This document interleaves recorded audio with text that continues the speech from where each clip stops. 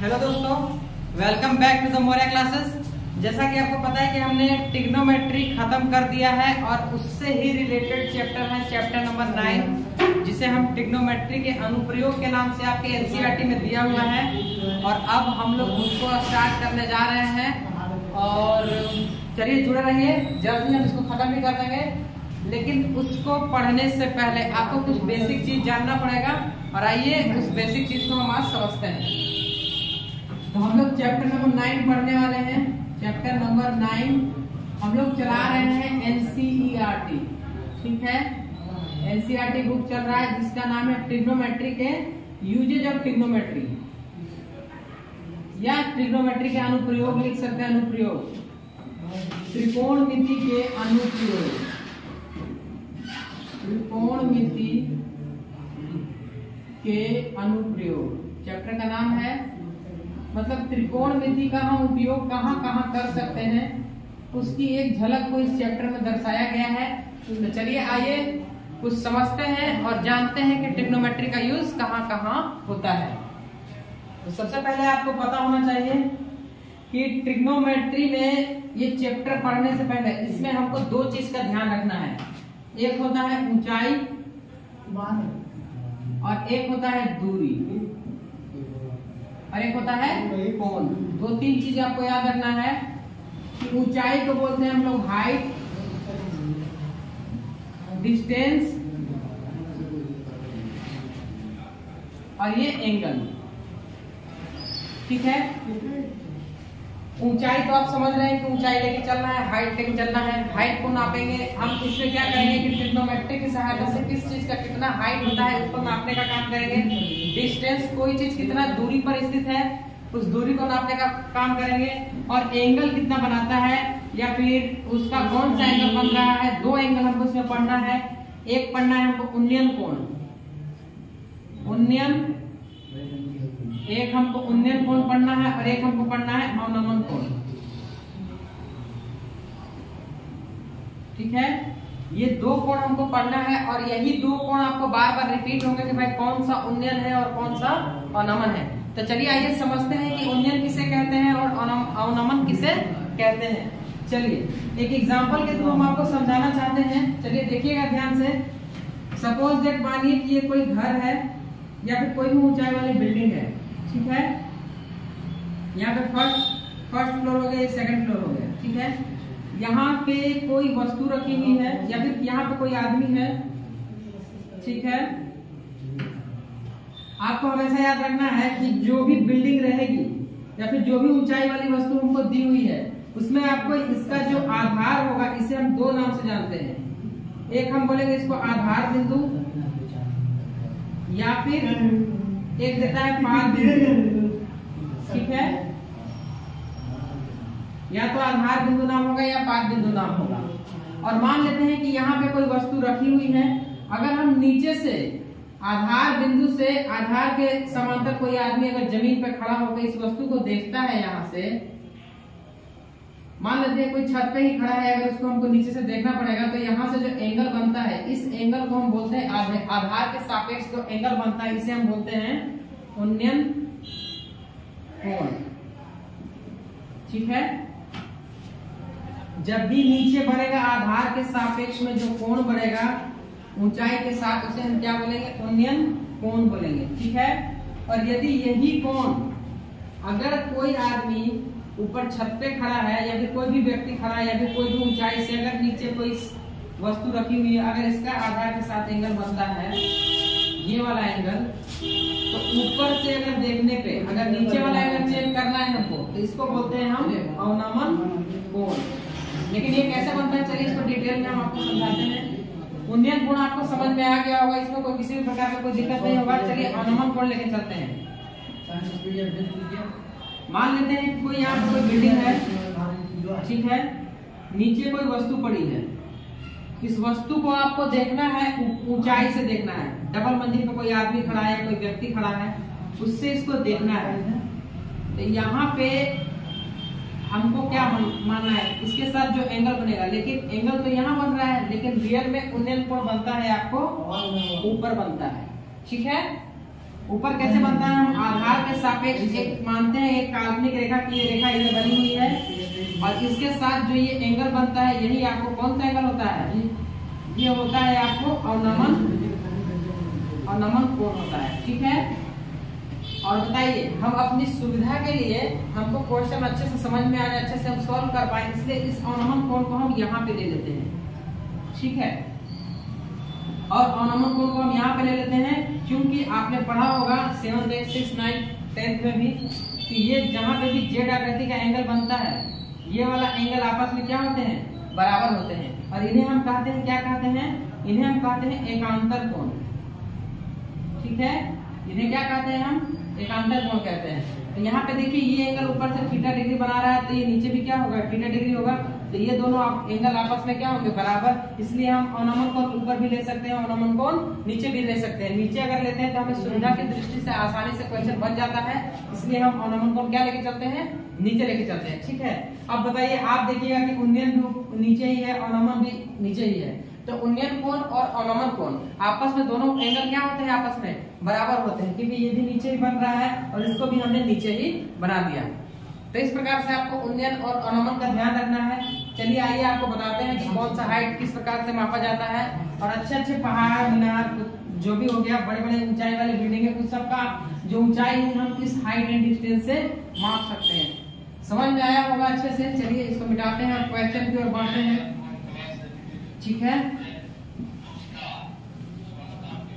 The Moriya classes YouTube channel से जुड़े रहिए और लाइक और सब्सक्राइब करते रहिए, दोस्तों में शेयर करते रहिए। आइए क्वेश्चन हम लोग बनाना स्टार्ट करते हैं। हम लोग स्टार्ट किए हैं, एनसीईआरटी हम लोग चला रहे हैं और चैप्टर नंबर 9 स्टार्ट किए हैं। चलिए चैप्टर नंबर 9 में क्वेश्चन नंबर 1 जो है, क्वेश्चन नंबर 1 से हम स्टार्ट करते हैं। क्वेश्चन नंबर 1 क्या कह रहा है, क्वेश्चन आपको ध्यान से पढ़ते जाना है, हम इधर पढ़ेंगे, आप भी अपना क्वेश्चन देखते जाइएगा, उसका सॉल्यूशन हम आपको तक बताएंगे।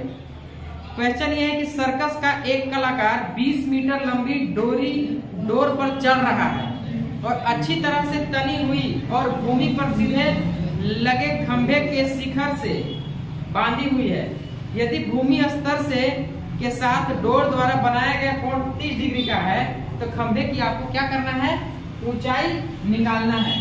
बताइए एक खंभा है, ठीक है, एक खंभा है और बोल रहा है कि एक सर्कस कलाकार एक 20 मीटर लंबी डोरी पर चढ़ रहा है जो अच्छी तरह से तनी हुई है और भूमि पर सीधे खंभे के शिखर से बंधी हुई है। खंभे के शिखर से एक डोरी तनी हुई बंधी हुई है जो कि एक आधार के साथ लगा हुआ है। ये आपको डोरी है, सपोज दैट मानिए कि क्या है, आपको ये डोरी है और ये तनी हुई है और इसी का लंबाई कितना दिया हुआ है, 20 मीटर डोर पर चढ़ रहा है, ये 20 मीटर आपको दिया हुआ है। ठीक है, कोई दिक्कत नहीं है। और इस मीनार पे चढ़ रहा है, यानी जो भी है क्या है, सर्कस कलाकार एक लंबी डोर पर चढ़ रहा है जो अच्छी तरह तनी हुई है, भूमि से सीधे खंभे पे बंधी हुई है। ये आपका एक खंभा है, ठीक है, ये आपका डोरी है, समझते चलेंगे। और इस डोरी की सहायता से इस खंभे पर जड़ रहा है जो तिरछे बांधी हुई है और आपको बोल रहा है कि इस खंभे की क्या निकालिए, आप ऊंचाई निकाल के बताइए जो भूमि स्तर से 30 डिग्री के कोण पर झुका हुआ है। ये आपको कितना डिग्री है, 30 डिग्री झुका हुआ है और आपको निकालना है ये ऊंचाई। चलिए तो इससे कुछ बेसिक चीज पहले हम देख लेते हैं। हमने आपको स्टार्टिंग में बताया था कि जब भी हम ट्रिग्नोमेट्री का यूज करेंगे तो उसमें हमको क्या याद रखना है कि एक समकोण ट्रायंगल आएगा। तो देखिए यहाँ पे समकोण ट्रायंगल आ गया है, ये 90 डिग्री का कोण बनेगा। हमने आपको बताया था कि एक थीटा लेंगे, वो थीटा देखिए यहाँ पे दिया हुआ है, चलिए बताते हैं पहले। और थीटा के सामने वाले को हम क्या कहते हैं, परपेंडिकुलर कहते हैं, जिसे हम लंब के द्वारा दर्शाते हैं, पी द्वारा, परपेंडिकुलर मतलब लंब। 90 डिग्री के सामने हमेशा हाइपोटेनस अर्थात कर्ण रहता है, ठीक है, और जो बच गया उसे बेस कहते हैं या फिर आधार कहते हैं। ठीक है, हमने इसका एक बेहतरीन फॉर्मूला आपको बताया था याद करने का, बेस कहते हैं इसको। आप याद करने का हमने एक आपको बेहतरीन ट्रिक बताया था कि किस प्रकार से आप इसको याद रख सकते हैं। तो हमने आपको बताया था कि पंडित बद्री प्रसाद हर हर बोले और सोना चांदी तौले। ठीक है, हमने बताया था कि एस से आपको साइन होगा, सी से कोस होगा, टी से टेन होगा। तो साइन का फॉर्मूला p/h, कोस का b/h और टेन का p/b। इसमें किसी भी प्रकार का कोई दिक्कत नहीं है। अब इसी चीज का यूज हम इसमें करेंगे। ठीक है, तो चलिए आइए देखते हैं किस प्रकार से आपको यूज करना है। इसको इरेज करते हैं। आप बताइए यहाँ पे ये तो हमारा थीटा डिग्री हो गया, तो थीटा की डिग्री ये क्या हो जाएगा, थीटा के सामने ये हमारा परपेंडिकुलर का काम करेगा। और ये 90 डिग्री तो है, हमेशा ये 90 डिग्री बनेगा, इस बात का आपका ध्यान रखना है। और ये आपका हाइपोटेनस का काम करेगा, ठीक है। और आपको बस P में और H में, और यहाँ पे आपको एंगल दिया हुआ ही है, P और H में क्या रिलेशन होता है वही आपको बताना है या फिर ज्ञात करना। बताइए, अगर हम लेके चलते हैं, अगर इसको कोई नाम भी दे सकते हैं कि ट्रायंगल ABC भी आप नाम दे सकते हैं, तो बताइए लिख सकते हैं। सॉल्यूशन की तरफ चलते हैं। सॉल्यूशन क्या कैसे करेंगे इसका कि ट्रायंगल ABC में क्या लिख सकते हैं कि हमको लेना है AB अपॉन CD, क्योंकि इन्हीं दोनों में संबंध निकालना है। तो क्या लिख सकते हैं, AB अपॉन क्या है हमारा AC। अब बताइए AB क्या है, परपेंडिकुलर है, अब AC क्या है, हाइपोटेनस है। अब बताइए AB बटे AC हम कर दिए और P बाई H हो गया। तो आपको पता होना चाहिए कि P बाई H क्या होता है। तो P बाई H होता है, देखिए पंडित बद्री प्रसाद हर हर बोले, तो P बाई H क्या हो गया, साइन थीटा। तो लिख सकते हैं P by H equal to sine theta. अब बताइए P अर्थात AB का वैल्यू कितना है आपको फाइंड करना है। चलिए ठीक है, तो इसकी जगह AB ही लिख दीजिए। और AC का वैल्यू कितना दिया हुआ है, 20 दिया हुआ है, ठीक है। और साइन क्या लिख सकते हैं, थीटा का मान कितना है, साइन 30 डिग्री। चलिए इसके आगे हम आगे इधर सॉल्व करके भूल जाते हैं। अब AB का मान आपको फाइंड करना है और इसका मान 20 डिग्री इक्वल टू आएगा। और साइन 30 आपको पता होना चाहिए कि साइन 30 हमने आपको सारणी भी याद करवाई थी, उसी में से साइन 30 का आपको मान देख के लिखना है। तो साइन 30 का मान होता है 1/2। अब यहाँ से आपको जिसका मान निकालना रहता है उसको तो अकेले करना पड़ता है, इसलिए जो डिवाइड में ये कहाँ चला जाएगा, मल्टीप्लाई में। तो AB इक्वल टू क्या हो जाएगा, 1/2 मल्टीप्लाई 20। तो 2 से कट जाएगा 10 बार में, अर्थात AB का मान हमारा कितना हो जाएगा, 10। और ये मीटर में है तो मीटर में लिखेंगे, सेंटीमीटर में तो सेंटीमीटर में, ये आपको मीटर हो जाएगा। इस प्रकार से लास्ट में हम क्या लिख सकते हैं कि खंभे की लंबाई इक्वल टू कितना हो जाएगा, 10 मीटर। इस प्रकार से क्वेश्चन सॉल्व करना है। सबसे पहले आपको इस प्रकार के प्रश्नों में आपको सबसे ज्यादा ध्यान देना है फिगर पे। अगर आपका फिगर या आपका चित्र जो क्वेश्चन अकॉर्डिंग दिया हुआ है अगर वो सही बन जाता है तो क्वेश्चन बनाने में किसी भी प्रकार का कोई दिक्कत नहीं होगा। इसलिए आप फोकस कीजिए कि आपको फिगर किस प्रकार से बनाएंगे कि सही होगा। एक एक स्टेप, एक एक लाइन क्वेश्चन पढ़ते जाइए और फिगर बनाते जाइए। चलिए क्वेश्चन समझ में आया होगा। अब हम लोग चलते हैं क्वेश्चन नंबर 2 की तरफ। इस वाले प्रश्न में हमको दिया हुआ था साइन और मतलब sine theta P by H। तो P बाई H पे हम ध्यान दिए, हो सकता है कि अगला क्वेश्चन रहे जिसमें B बाई P दिया हो, H बाई BP दिया हो। तो इस प्रकार से आपको विभिन्न प्रकार के प्रश्नों में विभिन्न प्रकार के संबंध दिखेंगे। तो चलिए उन्हीं संबंधों को देखते हुए आगे क्वेश्चन की ओर हम लोग चलते हैं। Question number 2। क्वेश्चन नंबर 2 क्या कह रहा है कि आंधी आने से एक पेड़ टूट जाता है और टूटा हुआ भाग इस प्रकार मुड़ता है कि पेड़ के शिखर जमीन को छूने लगता है और इसके साथ 30 डिग्री का कोण बनाता है। पेड़ के पाद बिंदु की दूरी जहां पेड़ का शिखर जमीन को छूता है 8 मीटर है, तो पेड़ की ऊंचाई ज्ञात कीजिए। देखिए आपको क्वेश्चन किस प्रकार से दिया हुआ है। सपोज दैट मानिए कि कोई लंबा पेड़ है, ठीक है, कोई लंबा पेड़ है और ये पेड़ यहाँ से टूट जाता है और यहाँ से टूटता है। चलिए इसको हम डैश लगा देते हैं। इतना लंबा पेड़ था, ठीक है, और ये टूट के जमीन को छूने लगता है और जमीन को छूने लगता है तो जमीन के साथ एक एंगल बनाता है। कितने डिग्री का, 30 डिग्री का, एक 30 डिग्री का एंगल बनाता है, ठीक है। तो हम कह सकते हैं कि ये भी हमारा पेड़ की ऊंचाई है और ये भी पेड़ का ऊंचाई है, जो कि ऊपर था और टूटने की वजह से जमीन से मतलब लगने लगे, जमीन से टच कर दिया टूटने के बाद। अब क्या बोल रहा है कि ये जो पेड़ का जो पाद बिंदु है यहाँ से जहां से जमीन को वो पेड़ का टूटा हुआ भाग छूता है, इसकी लंबाई कितनी है, 8 मीटर है, ठीक है। तो आपको फाइंड करना है कि पेड़ की टोटल ऊंचाई कितनी थी, यहाँ से यहाँ तक का पूरा आपको क्या निकालना है, हाइट निकालना है, ऊंचाई निकालनी है, ठीक है। तो चलिए आप इसको नाम दे दीजिए कि इसको A दे दीजिए, इसको B दे दीजिए, इसको C दे दीजिए। तो हम लिख सकते हैं, क्या लिख सकते हैं कि पेड़ की ऊंचाई कितना हो जाएगा, पेड़ की ऊंचाई बराबर हो जाएगा AB प्लस के AC, ये AB और ये AC जो कि पहले खड़ा था ये टूट के जमीन को लग गया है। तो हम लिख सकते हैं कि पेड़ का टोटल ऊंचाई कितना हो जाएगा, AB और AC का मान अगर हम फाइंड कर लेते हैं तो आपको पेड़ का ऊंचाई निकल जाएगा। चलिए ठीक है, तो यहाँ पे आपको क्या करना है, थीटा के सामने ये क्या परपेंडिकुलर का काम करेगा, ये हाइट है तो आपको परपेंडिकुलर का भी निकालना है, हाइपोटेनस का भी मान निकालना है, और ये तो बेस है ही सही।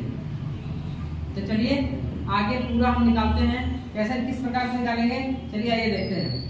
यहाँ पे आप सबसे पहले आप इन दोनों में संबंध निकालते हैं। ट्रायंगल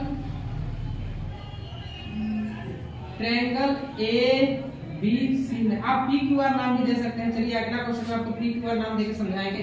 अब बताइए यहाँ पे क्या लेके चलना है हमको, AB अपॉन BC। देखिए हमको AB का मान फाइंड करना था इसलिए हम AB को ऊपर रखे हैं, ठीक है, नीचे भी रख सकते हैं। तो AB अपॉन AC, तो AB हमारा क्या है, P है, अब AC क्या है, B है, तो P बाय B। तो बताइए P बाय B, ठीक है, तो P बाय B क्या होता है, tan थीटा।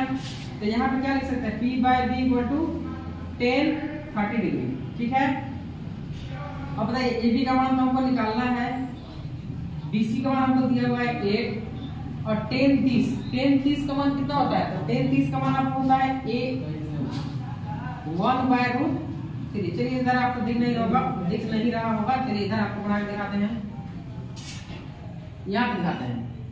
हमको निकालना है AB अपॉन BC का मान कितना दिया हुआ है 8 मीटर, ठीक है, और tan 30 का मान कितना होता है, सारणी में आप देखिएगा 1/√3 होता है, ठीक है। तो अब बताइए AB का मान फाइंड करने के लिए डिवाइड में है तो कहाँ चला जाएगा, मल्टीप्लाई में। AB इक्वल टू 1/√3 मल्टीप्लाई 8, तो लिख सकते हैं कि AB का मान कितना आ गया 8/√3 मीटर, ठीक है। उसी प्रकार से हम अब इसमें चलेंगे, H/B वाला काम करेंगे। H/AB इसके साथ भी चल सकते हैं, इसके साथ भी चल सकते हैं। तो चलिए हम चलते हैं, आधार के साथ ही ले लेते हैं, बेस के साथ ही ले लेते हैं। तो बताइए AC अपॉन कौन सा, BC, AC अपॉन BC। तो AC आपका क्या है, हाइपोटेनस है, ठीक है, और उसके बाद BC क्या है आपको, ये बेस है। तो हाइट बाय बेस, बताइए हाइट बाय बेस, कोस का उल्टा, कोस होता है B/H, यहाँ पे क्या गया H/B मतलब सेक। तो क्या लिख सकते हैं, सेक, और थीटा का मान आपको 30 डिग्री दिया हुआ है। तो बताइए AC का मान तो हमको निकालना है, और BC का मान कितना है 8, और सेक 30 मतलब कोस 30 का उल्टा, और कोस 30 का मान होता है कितना होता है √3/2। तो करेंगे इसका मान तो कितना आएगा 2/√3 हो जाएगा, ठीक है। अब AC इक्वल टू मल्टीप्लाई करेंगे तो 2/√3 मल्टीप्लाई 8, मतलब AC का मान आपका कितना आ गया 16/√3, ये आपको मीटर में आ गया। तो आपको निकालना है पेड़ का टोटल ऊंचाई। तो यहाँ पे हम लिखते हैं, चलिए ये देखिए, पेड़ की ऊंचाई इक्वल टू कितना था, AB प्लस के AC, यही ना है, AB प्लस AC हम लिखे थे, और AB का मान कितना आया है हमारा, AB का मान आ गया 8/√3 प्लस के AC का मान कितना आया है हमारा, AC का मान आ गया 16/√3। अब दोनों को ऐड कर दीजिए, √3 LCM आ जाएगा, तो 8 प्लस के 16 अर्थात आपको आ जाएगा 24/√3 मीटर। इसको आगे भी सॉल्व कर सकते हैं, किस प्रकार से सॉल्व कर सकते हैं, इसका परिमेयकरण कर दीजिए। परिमेयकरण करने के लिए √3 से ऊपर मल्टीप्लाई, √3 से नीचे मल्टीप्लाई, तो कितना आ जाएगा आपको 24√3/3, 3 से काट दीजिए इसको 8 बार में, तो आपको आ जाएगा 8√3 मीटर। तो हमारा पेड़ का टोटल ऊंचाई कितना हो गया 8√3 मीटर, ठीक है। देखिए करना कुछ नहीं है, वापस से आपको एक बार समझा देते हैं। सबसे पहले हमको फिगर ड्रॉ करना है। हमने देखा कि पेड़ का वहां से टूट गया है, टूटने के बाद वो जमीन को छूने लगता है, जमीन को जब 30 डिग्री पे छूता है और पेड़ के पास बिंदु से उस बिंदु की ऊंचाई, उस बिंदु की दूरी जहाँ पे वो मतलब जमीन से छूता है उसकी 8 मीटर है। तो हमने देखा कि हमको एक पेड़ का ऊंचाई निकालना है, तो इसका भी निकालना पड़ेगा और इसका भी निकालना पड़ेगा। तो सबसे पहले हम इसकी ओर चले, मतलब लंब की ओर चले, AB की ओर चले।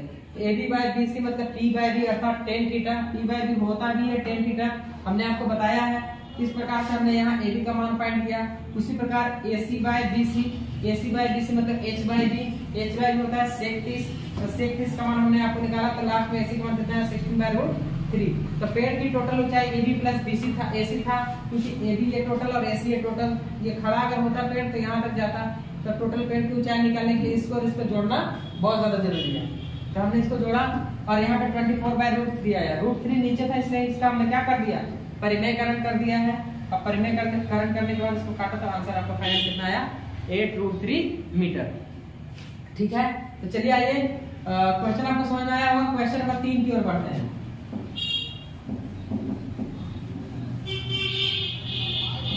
इसी प्रकार से प्रश्नों को हम बहुत ही आसानी से सरल तरीके से हल करने का प्रयास करेंगे। चलिए इसको मिटा देते हैं, आपको पंडित बद्री प्रताप तो रट ही गया होगा। ठीक है, क्वेश्चन नंबर 3 की ओर बढ़ते हैं।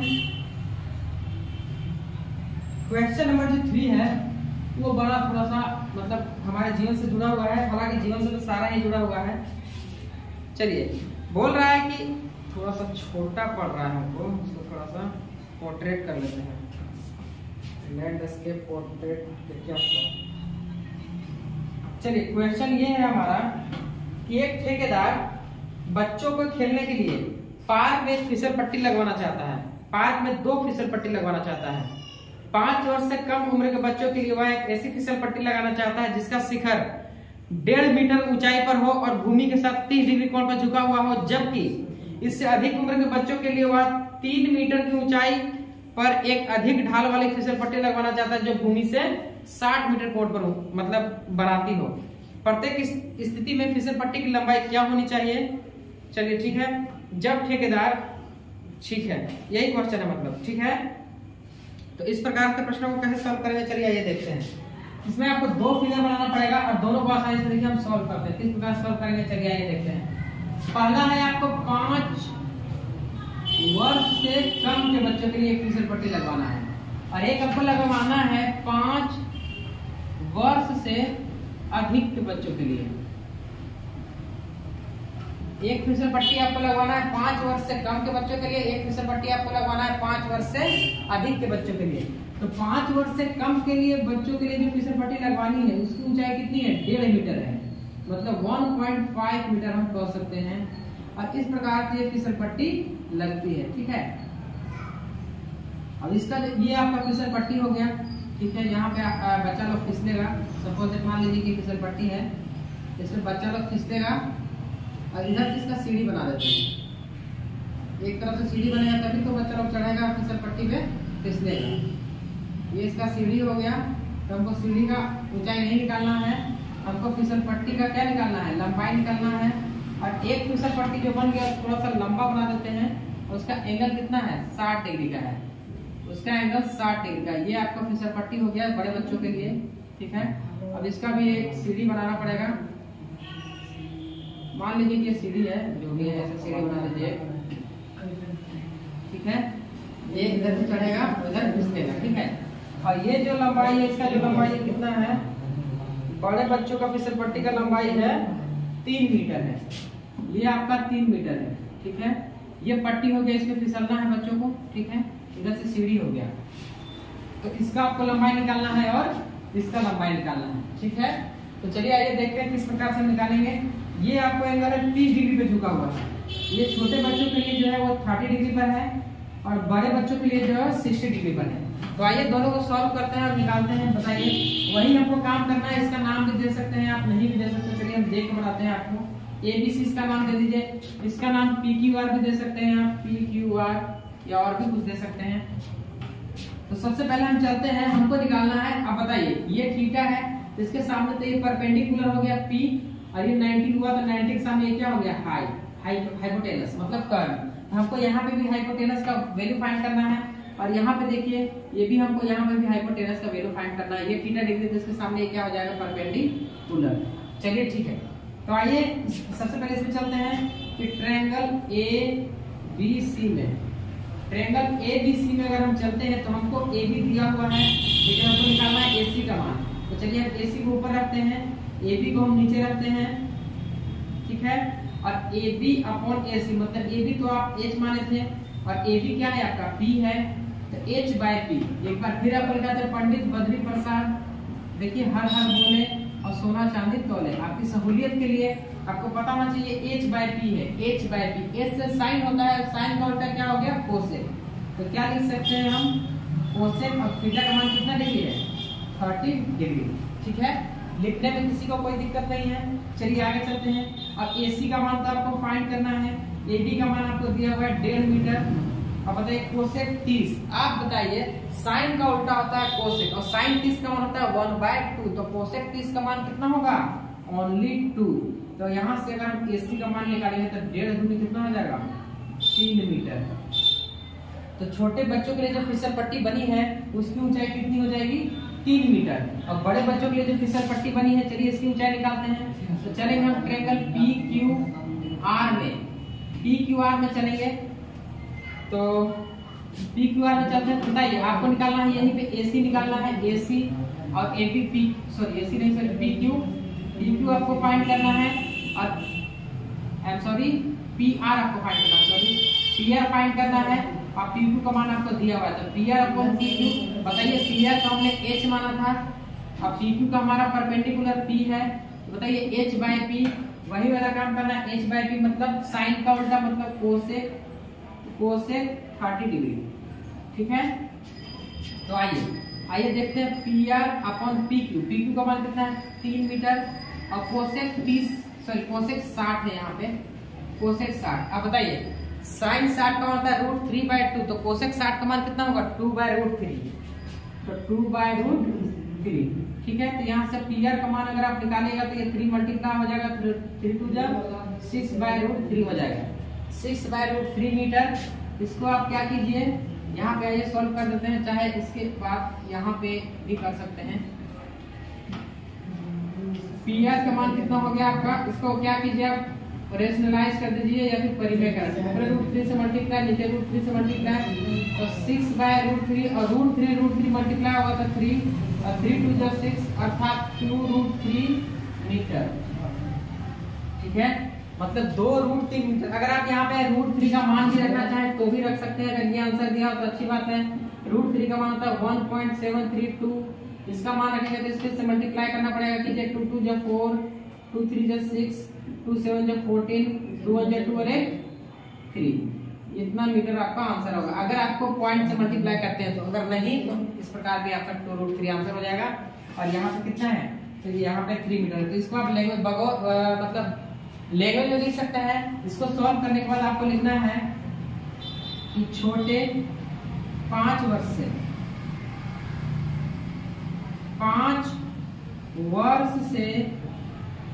कम उम्र के बच्चों के फिसल पट्टी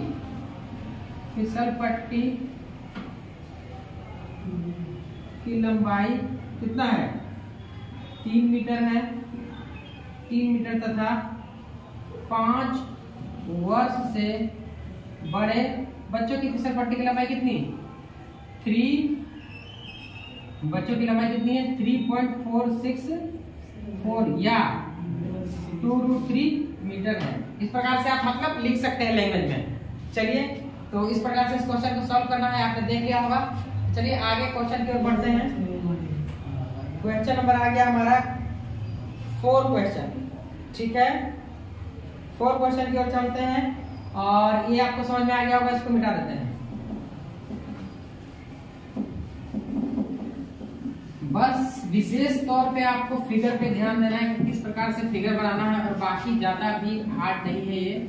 बहुत सारे बच्चे ऐसे होते हैं जो इससे डरते हैं। डरने की कोई जरूरत नहीं है, क्योंकि आप the Maurya classes YouTube channel से जुड़े हुए हैं। यहाँ पे सभी समस्याओं का हल आराम से निकलता है। क्यों राहुल जी? चलिए क्वेश्चन नंबर 5 की ओर बढ़ते हैं। क्वेश्चन नंबर जो 5 है, क्वेश्चन की भूमि से 60 मीटर की ऊंचाई पर एक पतंग उड़ रही है।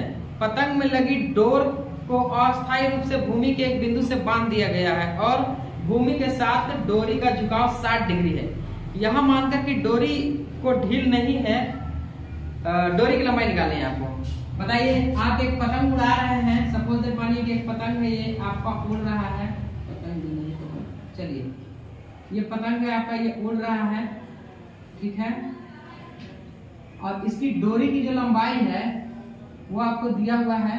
एक जमीन से बांध देते हैं इसको। ठीक है, और ये कितनी ऊंचाई पर उड़ रही है इसी को हमको फाइंड करना है। डोरी से बांध दिए हैं, और 60 मीटर की ऊंचाई पे उड़ रहा है। चलिए 60 मीटर की ऊंचाई पे आपको दिया हुआ है कि ये उड़ रहा है। थोड़ा सा इसको बड़ा बनाते हैं फिगर को। ये पतंग आपको उड़ रही है और 60 मीटर की ऊंचाई पर उड़ रही है। ठीक है, आपको ऊंचाई दिया हुआ है कि 60 मीटर की ऊंचाई पर ये पतंग जो है आपको उड़ रही है और कितने डिग्री के साथ झुकाव है डोरी का, 60 डिग्री के साथ डोरी का झुकाव है। तो आपको फाइंड करना है कि ये डोरी कितनी लंबी है, डोरी की आपको लंबाई फाइंड करनी है। ठीक है, चलिए तो बताइए ये 90 डिग्री होगा, इसके सामने का तो क्या हो जाएगा हाइपोटेनस। आपको यही हाइपोटेनस फाइंड करना है। थीटा के सामने ये परपेंडिकुलर आपको दिया हुआ है। ठीक है, इसका नाम दे दीजिए। चलिए DEF नाम दे देते हैं इसकी, DEF। ठीक है, अब बताइए हम चलते हैं ट्रायंगल कौन सा है, ट्रायंगल DEF में, DEF में। चलिए आप DEF में चल रहे हैं तो आपको सबसे पहले क्या निकालना है, आपको H निकालना है। तो हम क्या लिख सकते हैं DF बाई जो दिया हुआ है, क्या दिया हुआ है DE, DF by D equal to, DF को हम क्या माने थे, हाइपोटेनस हम माने थे, और DE को क्या है, परपेंडिकुलर है। तो बताइए H बाय P, आप ये फिर से लिख लीजिए पंडित बद्री प्रसाद वाला, हर हर बोले और सोना चांदी तोले। बताइए H बाय P साइन होता है P बाई H, इसका उल्टा हो गया H बाय P। तो H बाय P क्या हो गया आपको, कोसेक थीटा, कोसेक थीटा। और थीटा का मान कितना डिग्री दिया हुआ है, 60 डिग्री। ठीक है, इसको मिटा देते हैं। तो चलिए DF का मान आपको फाइंड करना है और DE का मान कितना दिया हुआ है, 60 डिग्री। जो जो दिया हुआ है उसी प्रकार से लिखते चलिए, आसानी से क्वेश्चन सॉल्व होता चलेगा। और कोसेक 60, अब कोसेक 60, साइन 60 का मान होता है √3/2, तो कोसेक 60 का कितना हो जाएगा, 2/√3। अब बताइए यहाँ से DF निकालिएगा तो DF इक्वल टू कितना आ जाएगा, 2/√3 मल्टीप्लाई 60। ठीक है, तो आपको क्या करना है, 6 2 जो 120/√3, ये हो जाएगा आपका डोरी का लंबाई। अब आपको क्या करना है, इसका रेशनलाइज कर दीजिए, परिमेयकरण कर दीजिए। तो 120√3 मल्टीप्लाई, ऊपर भी √3 और नीचे भी √3 से मल्टीप्लाई। तो चलिए आगे इधर देखते हैं। DF इक्वल टू हो जाएगा आपको 120√3/√3 मल्टीप्लाई √3 क्या होता है, 3 हो जाएगा। फिर से इसको कट करेंगे तो 40 बार में कट जाएगा। तो DF इक्वल टू कितना हो जाएगा आपको, 40√3। अगर आपको √3 का यहाँ मान दिया हुआ है तो आप पुट कर सकते हैं, नहीं दिया हुआ है तो आपको यही आंसर हो जाएगा। चलिए हम आपको वो भी करके दिखा देते हैं। 40 और √3 का मान कितना होता है, 1.73। मैक्सिमम 2 लेटर को लेके चलिए 3 भी ले सकते हैं, चलिए 3 भी लेके चल सकते हैं, कोई दिक्कत नहीं है। अब मल्टीप्लाई कर दीजिए, तो 4 से मल्टीप्लाई करते हैं। 4 2 जा 8, 4 3 जा 12, 4 7 जा 28 और 28 और 1 29, 4 1 जा 4 और 2 10। अब देखो 3 डिजिट के बाद पॉइंट था, तो 3 डिजिट के बाद हम पॉइंट लगा देंगे। लेकिन आपको एक बात का हमेशा ध्यान रखना है कि यहाँ पे एक 0 था, तो ये 0 से ये पॉइंट आपके आगे आ जाएगा। ठीक है, तो ये आपका हो जाएगा आंसर, 109 मीटर आपको हो जाएगा डोरी की लंबाई। फाइनली आप लिख भी सकते हैं कि अतः डोरी की लंबाई इक्वल टू कितना हो जाएगा, 40√3, या ये मीटर में है या फिर 109.28 मीटर। ठीक है, चलिए दोस्तों आपको अच्छे से चैप्टर समझ में आया होगा। चलिए क्वेश्चन आराम से आप देख भी सकते हैं, अच्छे से बनाइए और जितने भी क्वेश्चन हमने बनवाए हैं उसको थोड़ा सा आप रिवीजन कीजिए। और बाकी आज जितना भी पढ़ाए होंगे आपको समझ में आया होगा। और इसी प्रकार से हम ये सीरीज कंटिन्यू करते रहेंगे। और the Moriya classes YouTube channel को लाइक कीजिए, सब्सक्राइब कीजिए, दोस्तों में शेयर कीजिए। चलिए, थैंक यू सो मच।